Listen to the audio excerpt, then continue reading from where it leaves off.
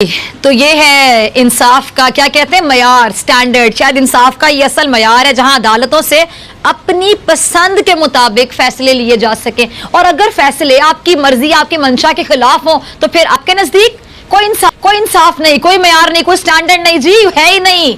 आप मुल्क से फरारी हैं, आप इश्तिहारी हैं। आपको अदालतों ने बहुत वक्त दिया, पहले आपको इलाज की गर्ज से बाहर भेजा, इलाज तो नहीं हुआ लेकिन अपने दारों के खिलाफ आपने पोस्टमार्टम जरूर शुरू कर दिया।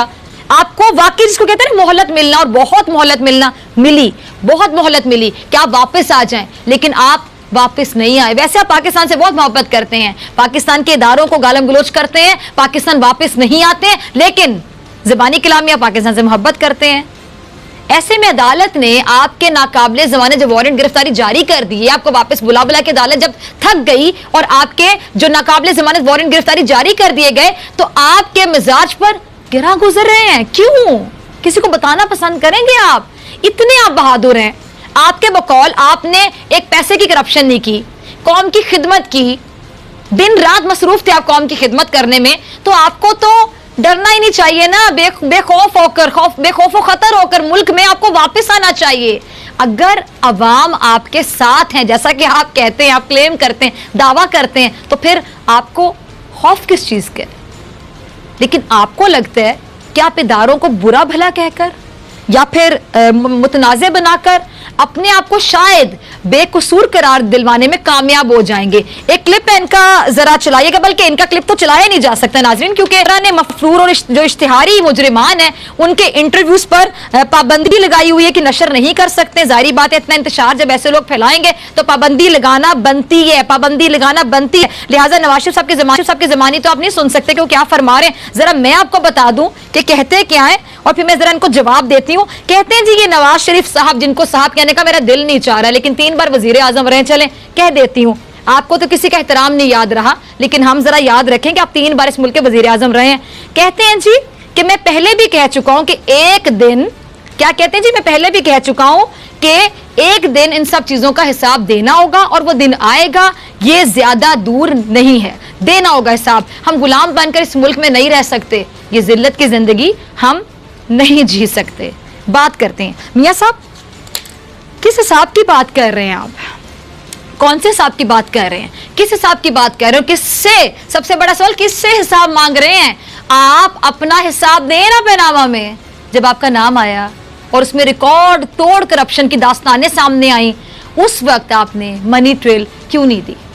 आप जरा बताएंगे, आपका हिसाब कौन देगा? देते आप मनी ट्रेल और आज आप फिर सियासत कर रहे होते इज्जत के साथ, आपको बाहर इलाज का बहाना करके जाना ना पड़ता।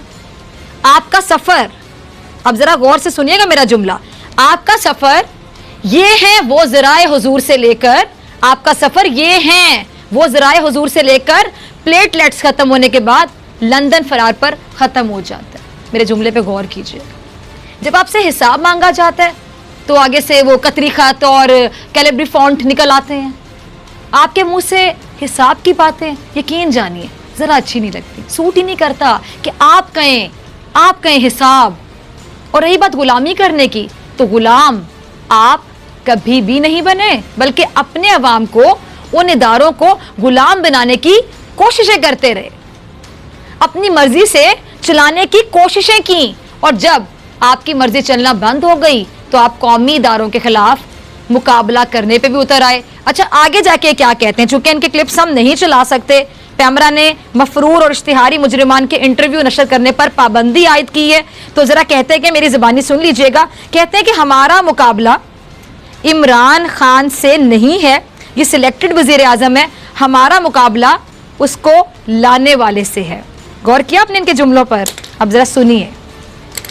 शोर मचा है कि सियासत में तबले जंग बज गया, सब बंदियां हो रही हैं, गर्मा गर्म बयानात की गोलाबारी शुरू है।